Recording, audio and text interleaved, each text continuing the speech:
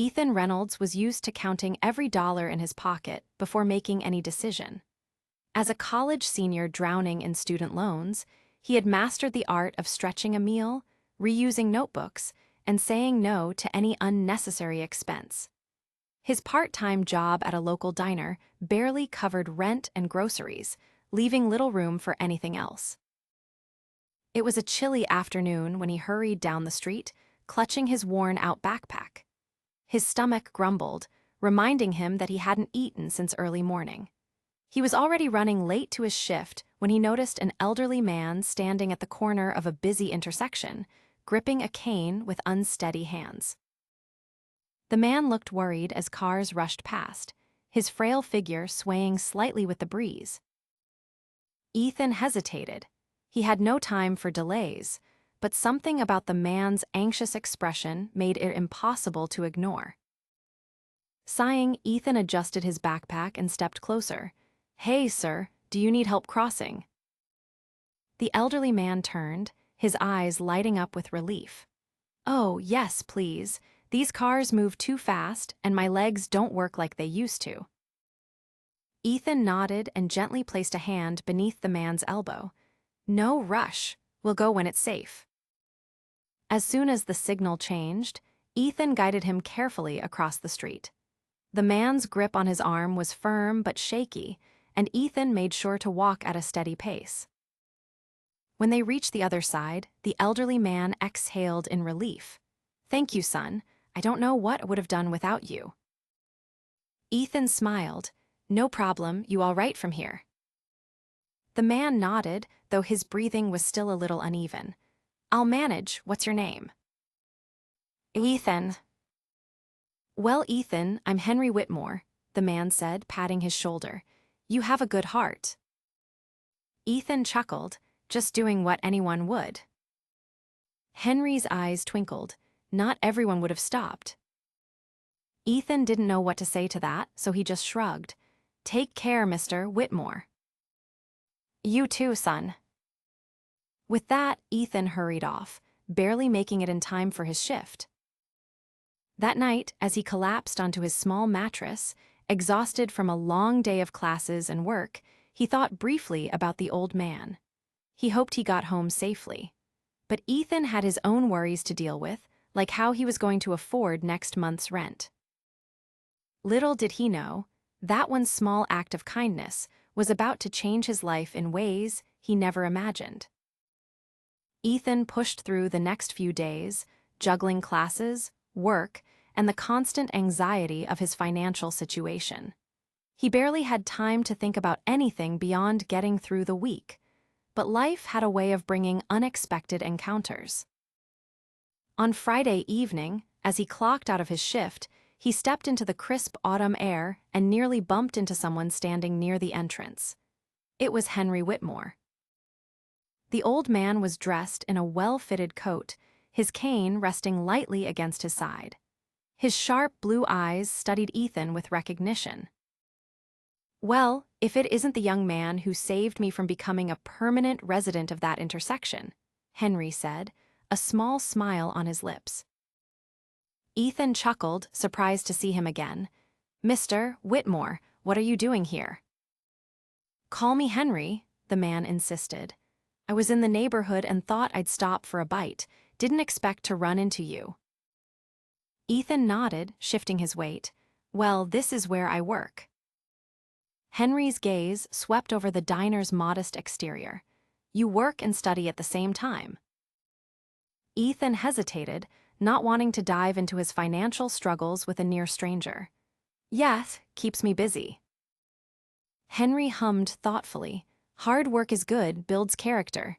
Then, after a brief pause, he asked, "Have you eaten?" Ethan hesitated. He had planned to go home and eat something cheap, maybe a peanut butter sandwich if he still had bread left. But he wasn't about to admit that. "I was just heading home." Henry gestured to the diner. "Join me for a meal, my treat." Ethan instinctively shook his head. "Oh no, I couldn't." "Nonsense," Henry interrupted. "Consider it my way of saying thank you. Besides, it's always good to share a meal with someone new." Ethan hesitated for a moment longer, then nodded. All right, just this once. Inside, they found a quiet booth, and Henry ordered a hearty meal for both of them. As the food arrived, Ethan tried not to eat too quickly, though his stomach was grateful for a proper dinner. So, Ethan, Henry began, cutting into his meal with practiced ease, tell me about yourself. Ethan wiped his mouth with a napkin. Not much to tell. I'm a senior in college, studying finance, just trying to make it through. Henry arched an eyebrow. Finance, that's an interesting choice. Ethan shrugged, seemed practical. I figured it'd help me find a stable job after graduation. Henry nodded approvingly. Smart thinking, financial literacy is important. More people should take it seriously. Ethan took another bite before glancing at him. What about you? What do you do? Henry smiled, leaning back slightly. I'm retired now, but I spent most of my life in business. Investments, real estate, a few other ventures. Ethan's interest piqued. That sounds successful. Henry chuckled.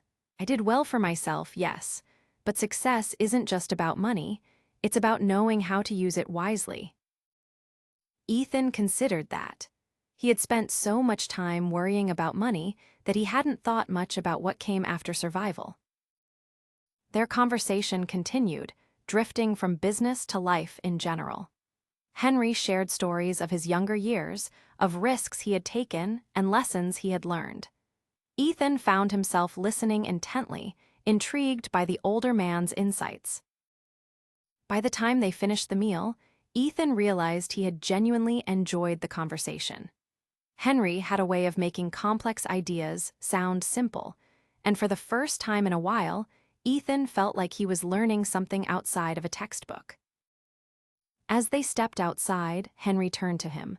Like you, Ethan, you've got a good head on your shoulders. Ethan smiled.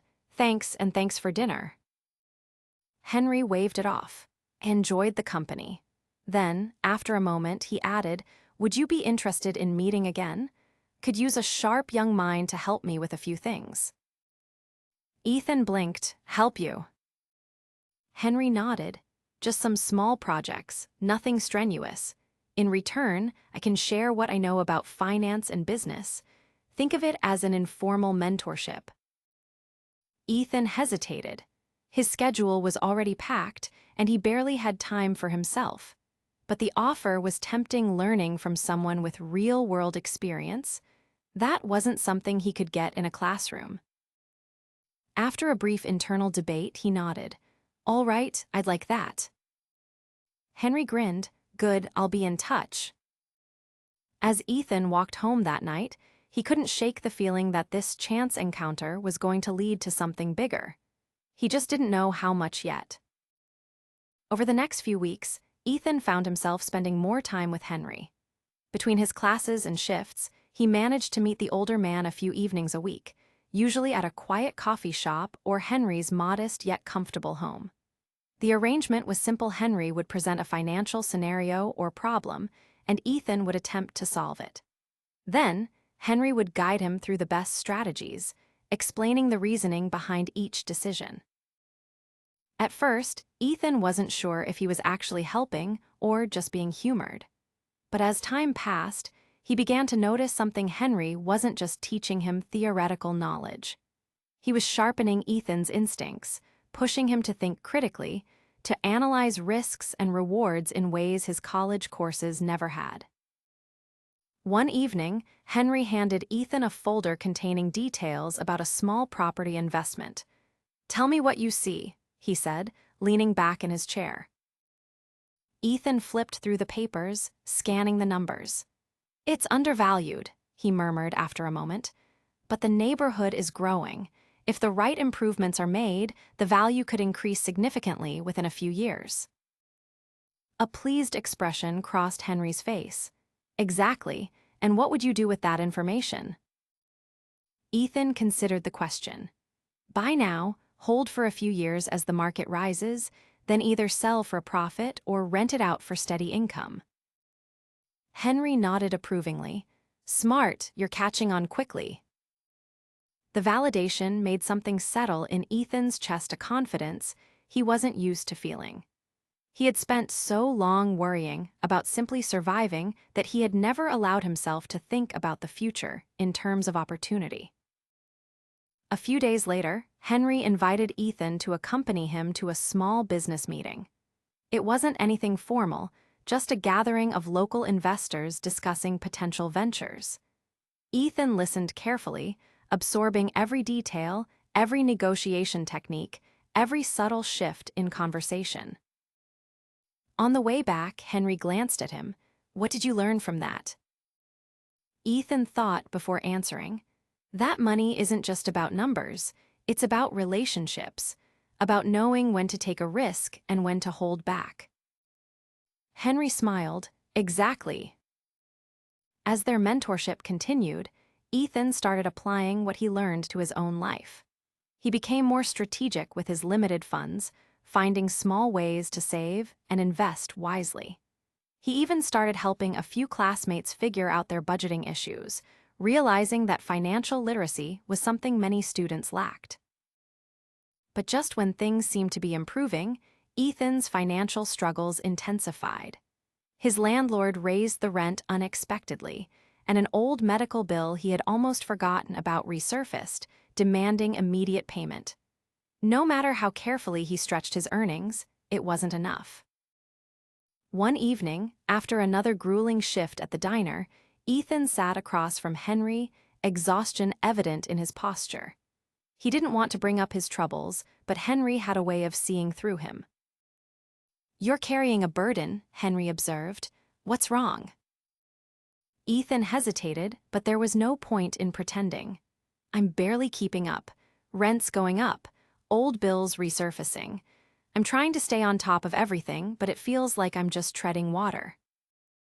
Henry studied him for a long moment, then reached into his bag and slid a thick envelope across the table.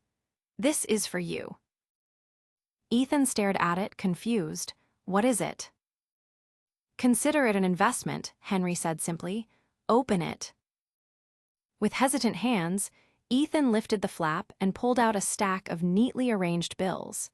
His breath caught as he quickly counted $10,000. His head snapped up, eyes wide. "Henry, can't." "Yes, you can," Henry interrupted calmly.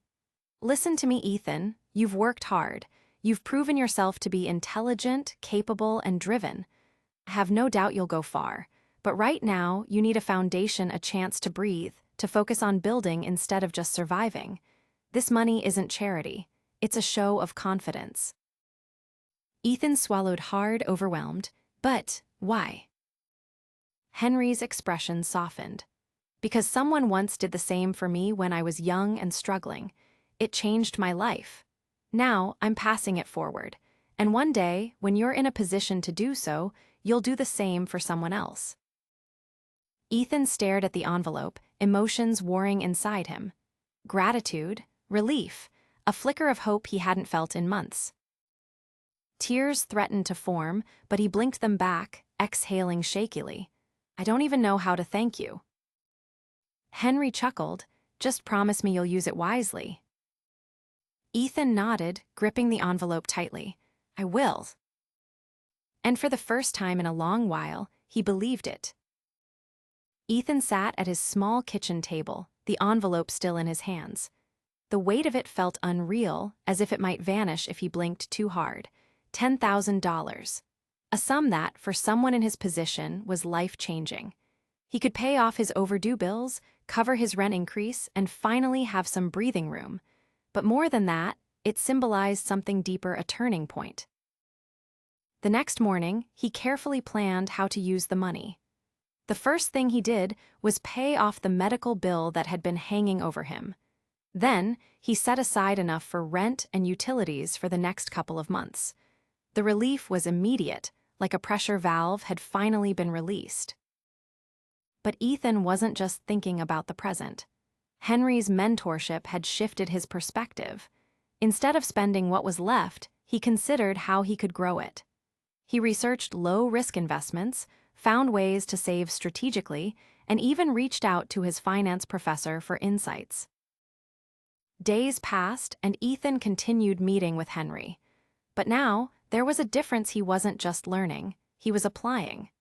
During one of their discussions, he presented an idea for a small investment portfolio, tailored for students with limited funds. Henry listened intently, nodding as Ethan explained his reasoning. The older man leaned back, a thoughtful expression crossing his face.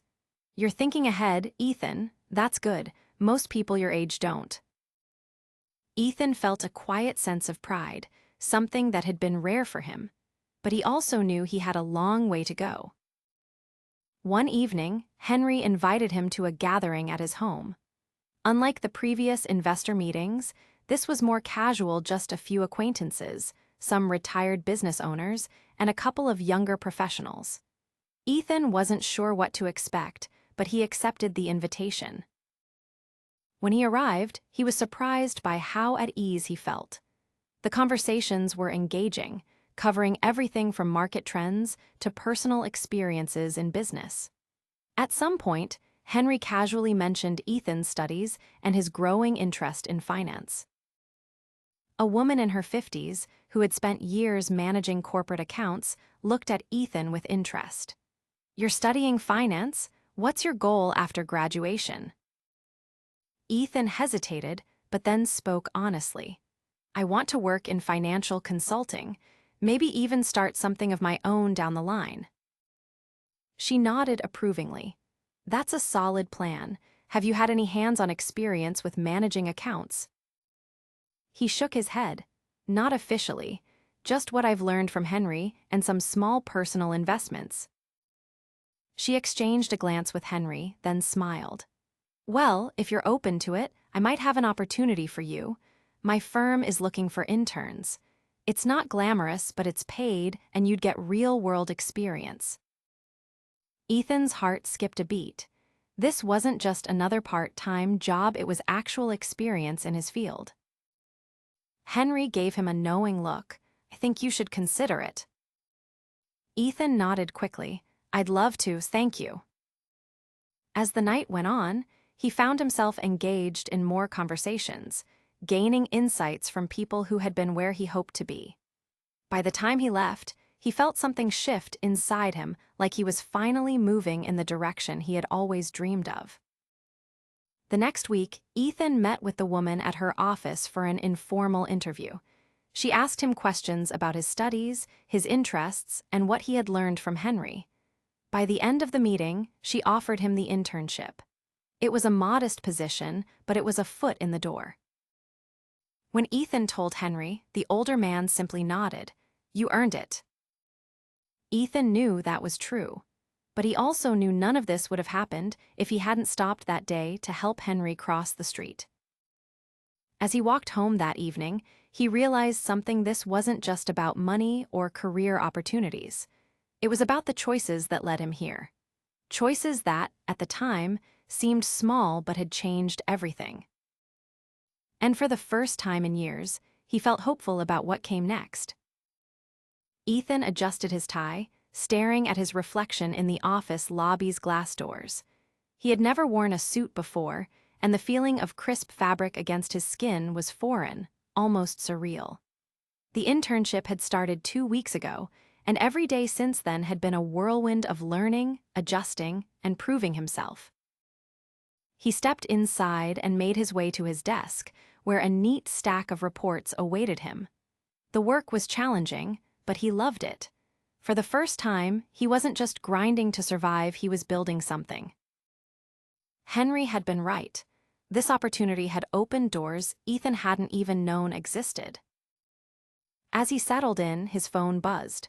A message from Henry: "Meet me for lunch today. My treat." Ethan smiled, shaking his head. Henry had a way of keeping things simple. He replied with a quick confirmation before getting back to work. At noon, he arrived at the small restaurant Henry had chosen, a quiet place with wooden tables and warm lighting. Henry was already seated, sipping tea, his cane resting against the chair. Ethan slid into the seat across from him. "You know, I should be the one buying lunch this time. Henry smirked. You're not quite there yet, son. Give it time. They placed their orders, and the conversation drifted effortlessly from work to future plans, to things Ethan had been learning at the internship. Henry listened, nodding occasionally, his sharp gaze never missing a single detail. Then, as their plates were cleared, Henry reached into his coat pocket and pulled out an envelope. He placed it on the table in front of Ethan. Ethan frowned. What's this? Henry leaned back, expression calm. Something I've been meaning to give you. Ethan hesitated before picking it up. The envelope felt thick in his hands. He opened it carefully, eyes widening as he pulled out a neat stack of cash. He quickly counted 5,000. His breath hitched. Henry lifted a hand, silencing him. Let me speak first. Ethan swallowed hard, nodding. Henry gestured toward the envelope. This isn't charity, Ethan. It's a reward for your kindness, for being the kind of person this world needs more of. He exhaled shakily. I don't know what to say. Henry smiled. Then don't say anything, just use it wisely. Ethan nodded slowly, determination settling in his bones. He would. He had learned too much, come too far to waste this. As they finished their lunch, Henry placed a hand on Ethan's shoulder. This is just the beginning for you. Have no doubt you'll go far. Ethan looked at the older man, the weight of gratitude pressing against his chest. And for the first time in his life, he truly believed that his future was something to look forward to. Ethan left the restaurant with Henry's words still echoing in his mind. The envelope of money felt heavier than it actually was, not because of its physical weight, but because of what it represented: a shift, a second chance, a validation of the choices he had made. As he walked back to his apartment, he mapped out his next steps in his head. He wasn't going to squander this opportunity. He would continue making responsible financial decisions, furthering the knowledge Henry had taught him. He wasn't just thinking about the immediate future anymore, he was thinking long-term. That evening, he sat at his desk, calculator in hand, carefully planning out where the money would go. He had already taken care of his most pressing expenses with Henry's first gift, and now he had a chance to do more than just keep himself afloat. He set aside a portion for savings, another for investments, and reserved some for unexpected expenses. He had learned the importance of having a safety net. With his finances in order, Ethan threw himself into his internship with renewed focus. He stayed late when needed, took on extra assignments, and absorbed as much as he could from the professionals around him. Over time, his supervisors began to take notice. One afternoon, his manager called him into her office. She was reviewing one of his reports, nodding as she skimmed through it. When she finally looked up, her expression was thoughtful. "You have a sharp mind for this, Ethan," she said. "We usually don't extend offers to interns before their term is up, but I wanted to discuss something with you." Ethan sat up straighter, heart pounding. "We have an entry-level position opening up," she continued. "It's not glamorous, but it's a solid start. If you're interested, we'd like to invite you to apply." The offer left him momentarily speechless. He had expected to finish his internship and then begin the long, uncertain job search. But now, he had a direct path forward. "Yes," he said quickly, "I'd love to apply." His manager smiled. "Good, we'll set up an interview next week, but I have a feeling you'll do well." Ethan left the office feeling a mixture of excitement and disbelief. He immediately thought of Henry. Everything had started with that simple moment on the street, a moment he hadn't thought much of at the time. And now, here he was, on the verge of securing his first real job in finance. That evening, he called Henry. When Henry answered, Ethan didn't waste time.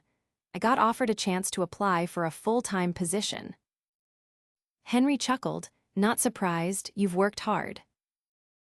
Ethan exhaled. "I wouldn't be here without your help." You would have found your way eventually, Henry replied, but sometimes we all need a little push. Ethan smiled. I'll keep you updated. The following week, he went through the interview process, preparing thoroughly. He approached it with the same focus he had developed during his mentorship with Henry, thinking strategically, staying composed, and presenting himself with confidence. A few days later, he received the call. He got the job. The first thing he did after celebrating alone in his apartment was visit Henry. When he arrived at the older man's home, Henry greeted him with a smirk, as if he already knew the news. So, Henry asked, leaning on his cane. Ethan grinned. I got it. Henry nodded approvingly. Knew you would. They sat down in the living room, and for the first time, Ethan felt like he wasn't just talking to a mentor, he was talking to a friend. As they spoke, Henry shifted slightly, his expression turning more reflective. You've come a long way, Ethan. But remember, success isn't just about making money. It's about using what you've learned to help others to make a difference. Ethan absorbed that, knowing it was true. He had been given an opportunity, and one day, he wanted to do the same for someone else. You've done that for me, Ethan said. Henry smiled, then pay it forward when the time comes. Ethan nodded, and as they continued talking, he realized something: this wasn't the end of his journey. It was just the beginning. He was no longer just struggling to survive. He was building something that would last. And for the first time, he felt truly in control of his future.